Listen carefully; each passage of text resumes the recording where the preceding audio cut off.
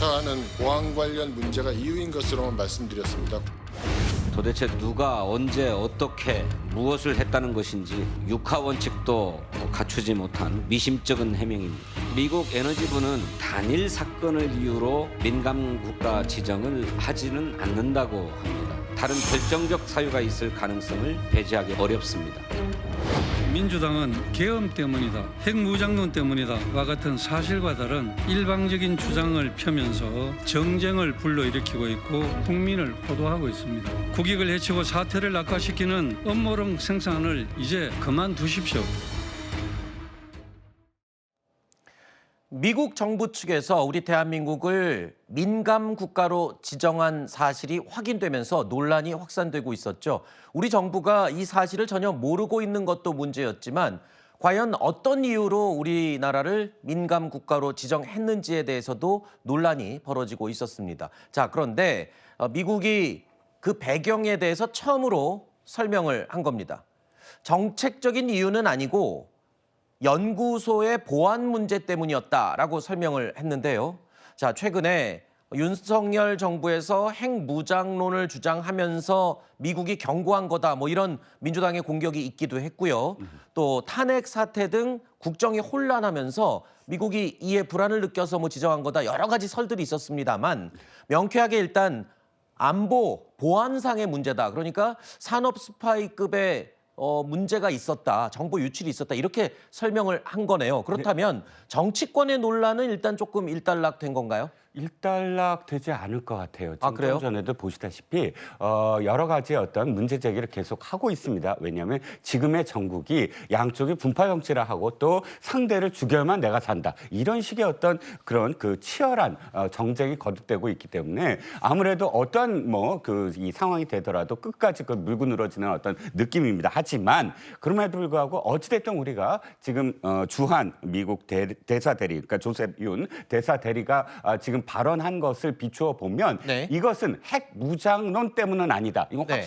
확실해진 거예요. 핵 무장론 때문이었다면 사실 국무부가 바로 어떤 해명을 했을 겁니다. 근데 네. 국무부는 계속 에너지부에 알아봐라, 우리의 문제가 아니다라고 네. 했거든요. 우리 박근혜 정부 시절에 핵과 관련돼서 발언이 나오면 바로바로 미국 국무부가 반응을 했어요. 네. 그때를 기억 돌아보면 아무런 반응도 없이 에너지부를 시켜서 갑작스럽게 민간 국가로 지정한다. 이건 미국의 전례가 아니거든요.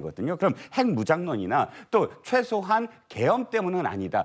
그렇다면 실질적인 어떤 이유가 있을 거다. 보안상의 이유가 있을 거다. 그런데 한 가지 덧붙이면, 그런데 문제는 이게 이 스파이처럼 어떤 유출이 만약에 이유라면 야당이 요구하는 대로 육하 원칙으로 다 밝혀라. 이건 또 굉장히 국익에 훼손될 가능성이 커요. 아하. 그렇다면 이 문제와 관련돼서는 조금 더 야당이든 여당이든 국익을 우선을 해서 그 다음에 어떤 진상도 정보위 등을 통해서 국회의원들이만 아는 어떤 그런 식의 어떤 해법이 필요하지, 이걸 전부 다 까발려라, 이건 국익에 훼손되지 않을까라는 걱정이 앞섭니다. 일단 조셉 윤 대사 대리가 보안 문제 때문이다라고는 이제 이유를 밝혔지만 구체적으로 어떤 내용인지는 또 밝히진 않았어요.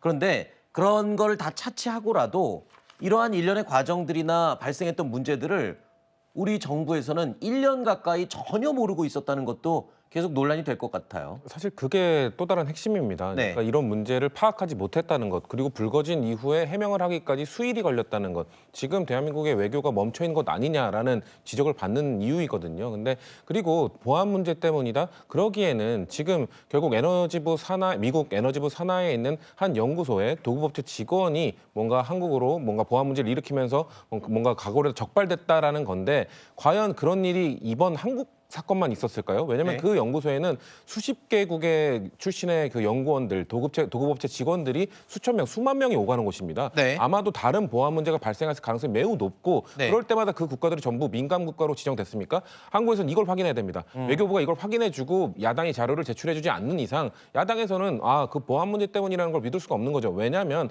아까 선례를 말씀하셨는데, 과거에 대한민국이 민감 국가로 선례로 지정된 적이 있었죠. 그때가 이제 박정희 정부 때 뭔가 핵무장론을 계속 추진하다 보니까 80년대에 지정이 됐었고 그걸 풀기까지 10년이 넘는 시간이 걸렸습니다. 그때 미국의 전술핵도 그 철수하고 남북 공동 비핵화 선언도 하고 이런 일련의 과정들을 거친 이후에 겨우 해제가 됐었는데 네. 그런 걸로 봤을 때 미국이 분명 보안 문제 이외에 다른 것도 있을 수 있다. 그런 광범위한 그 가능성을 두고 좀 더 자세한 자료를 잘라는 것이지 자 이름 다 얘기해라 뭐 이렇게 민감한 정보를 요구하는 그런 걸로 봐서는 안 된다고 생각합니다. 네.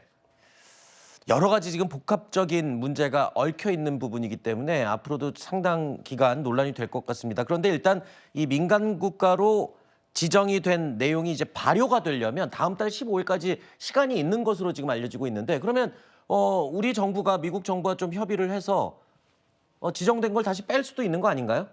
네, 그렇죠. 외교부 입장에서도 이 사안에 대해서 어찌됐건 중대한 사안으로 보고 적극적으로 협상에 나서겠다라는 입장을 밝히긴 했습니다. 네. 그렇지만 우려되는 점은 사실 이것이 지난 1월 초쯤에 이미 지정이 되었지 않겠습니까? 발효가 지금 4월 15일인 것이고요.